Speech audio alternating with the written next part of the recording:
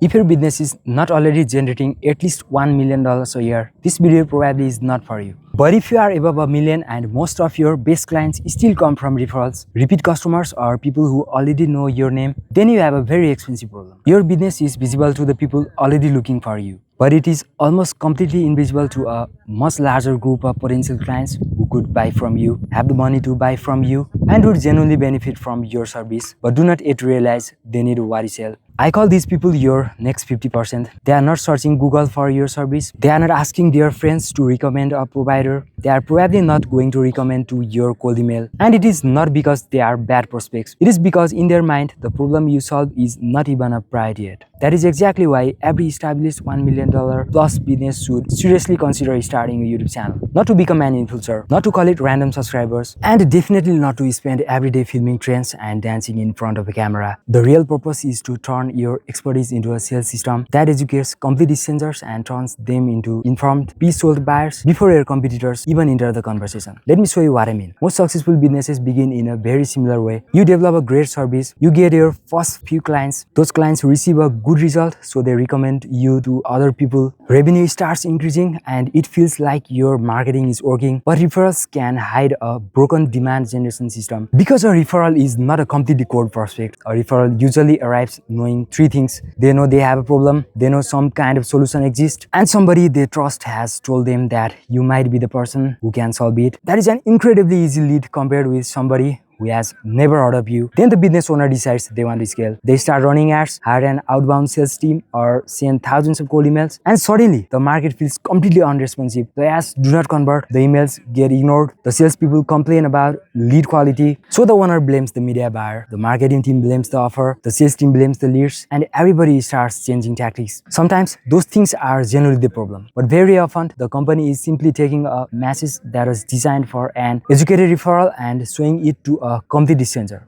Book a call with our award-winning team might work for somebody who already knows they need your service. It means almost nothing to a business owner who has not connected their current pain to the solution you sell. Before you can sell the solution, you first need to help that person understand the problem. To understand how this works, imagine that your total market exists across 5 different levels of awareness. At the warmest level, somebody already knows your company, trusts you, and is almost ready to buy. One level colder, they know they need help and are comparing you with 2 or 3 competitors. One level colder, they understand the type of solution they need, but they have not chosen a provider yet. Then you have the problem-aware buyer. This person knows that something is wrong. Their revenue has stopped growing. Their sales team is struggling. Their leads are becoming more expensive, or their pipeline is unpredictable, but they do not know exactly what will fix it. And finally, you have the problem-unaware buyer. This is the audience most businesses completely ignore. They might say, we have always grown through word of mouth. Marketing has never worked in our industry. Our competitors are not really on social media. We do not need content because we already have a good reputation. What they do not see is that their entire pipeline depends on other people remembering to recommend them. Their most valuable knowledge lives inside the founder's head. Their salespeople are explaining the same basic ideas on every call. And if 2 or 3 referral partners suddenly stop sending business, the company has not owned the system for creating demand. This person does have a problem. They just would not describe it as a marketing or YouTube problem. So you cannot immediately tell them you need a YouTube channel that is trying to sell a solution before the buyer understands the problem. You first need to show them the cost of remaining invisible. You need to show them what happens when their competitors start educating the market before they do. You need to show them the revenue they are losing because prospects cannot understand their value without getting onto a sales call. And you need to show them what their business could look like if their expertise were working for them 24 hours a day. That is where YouTube becomes incredibly powerful. YouTube gives you 2 completely different forms of distribution on the same platform. YouTube Shorts captures people who are already asking questions and actively looking for information, but the YouTube homepage and suggested videos can put your ideas in front of people who were not searching for you at all. So YouTube can capture existing demand and create new demand at the same time. And YouTube is no longer just a mobile app where people watch short clips. YouTube has reported that viewers watch more than 1 billion hours of its content on television screens every day. It has essentially become long-form television combined with a search engine and a recommendation system. That is important because a complicated B2B service cannot always be understood through a 20-second advertisement. A short video might earn somebody's attention, but a longer YouTube video can diagnose the problem, explain the financial cost, demonstrate your method, provide proof, tell a client story, story, answer an objection, and introduce your offer before the viewer ever speaks with your sales team. That matches how modern buyers want to behave. Gartner reported that 61% of B2B buyers prefer an overall sales representative-free buying experience, while 73% actively avoid suppliers who send them irrelevant outreach. That does not mean buyers never want to speak with a salesperson. It means they want the ability to educate themselves before they are pressured into a meeting. They want to understand the problem privately, they want to compare different ideas privately, and once they believe a solution is relevant, then they want expert guidance that applies to their specific situation. Your YouTube channel gives them that self-education experience. However, the first mistake most companies make is creating videos about the service they sell. They publish videos like why you need a marketing agency, 5 benefits of our service, why our company is different, or meet our amazing team. Those topics only make sense to people who are already solution aware. They are videos for the small percentage of the market already shopping for a provider. If you want to reach your next 50%, you need to create videos about the expensive symptoms they already recognize or the outcome they already want. If you say social media marketing, do not start with why your business needs social media. Start with why a $3 million company can still have an empty pipeline next quarter, or the hidden risks of growing entirely through referrals, or why your best salesperson cannot scale and how to clone their best explanation,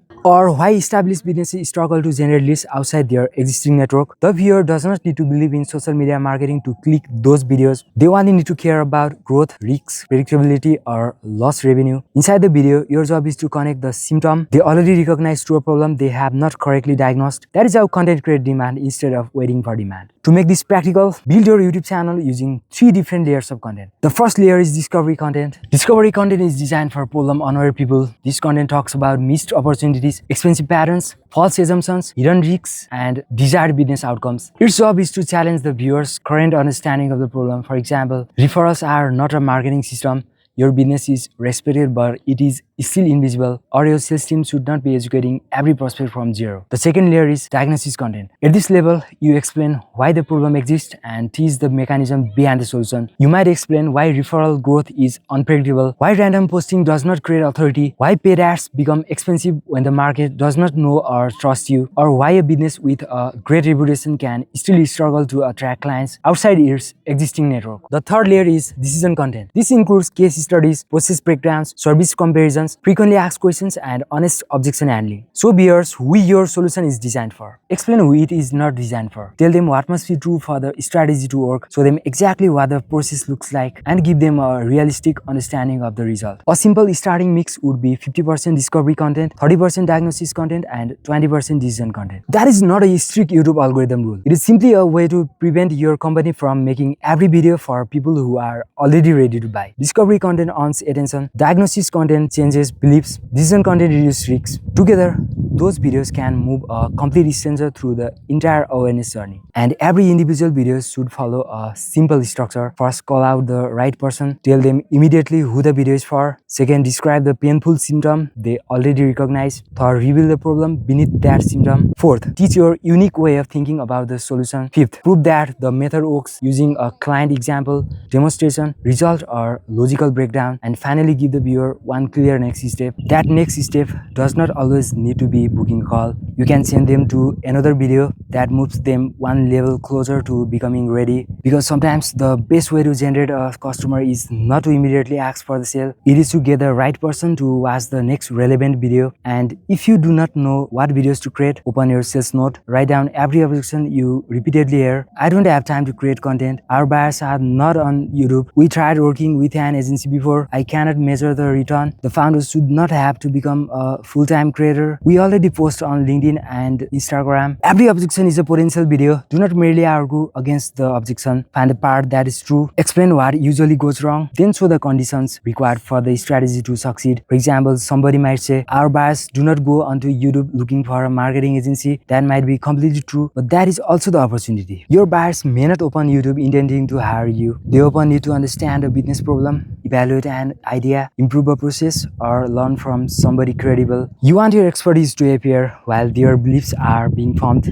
not after they already have a short list of competitors. One strong objection handling video can be watched by hundreds or thousands of prospects over several years. Instead of your best salesperson repeating the same explanation 500 times, you record the best version once and let it sell every day. This is the part most businesses miss. They think YouTube is another social media platform that requires them to constantly feed an algorithm. But the right YouTube video is not merely content, it is a sales asset. Your salesperson can send it before a meeting, a prospect can forward it to their business partner, an employee inside a target company can send it to the CEO, and a potential client can watch 5 videos on a Saturday night without ever filling out a form or talking to your team. By the time that person finally books a call, they might already understand the problem, your method, your point of view, your results, and what makes you different. That is no longer a cold lead. That is a stranger who educated themselves using your sales system. If I were starting this for an established business today, I would begin with a simple 90-day plan. First, I would review recorded sales calls and write down the 20 questions and objections that appear most frequently. Then I would separate them into discovery,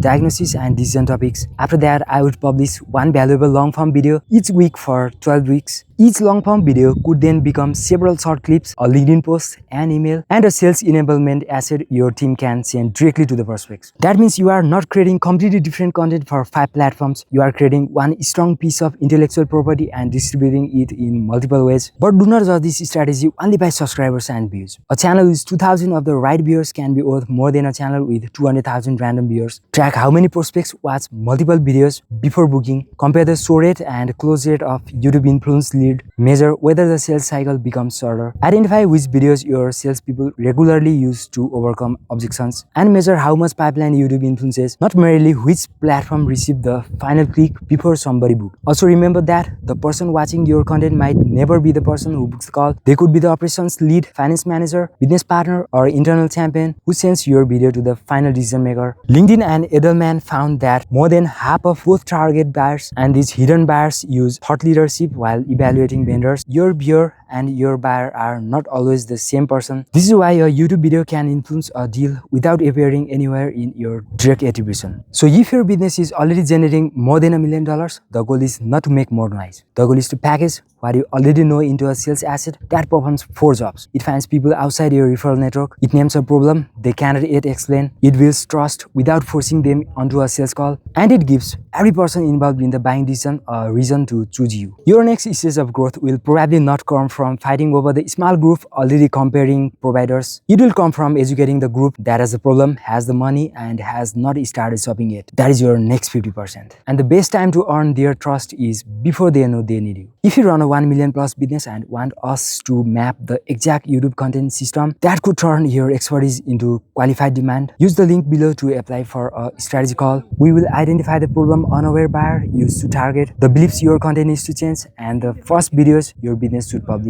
And if we genuinely do not think YouTube is the right strategy for your business, we'll tell you that too. That is the link below. I'll see you there.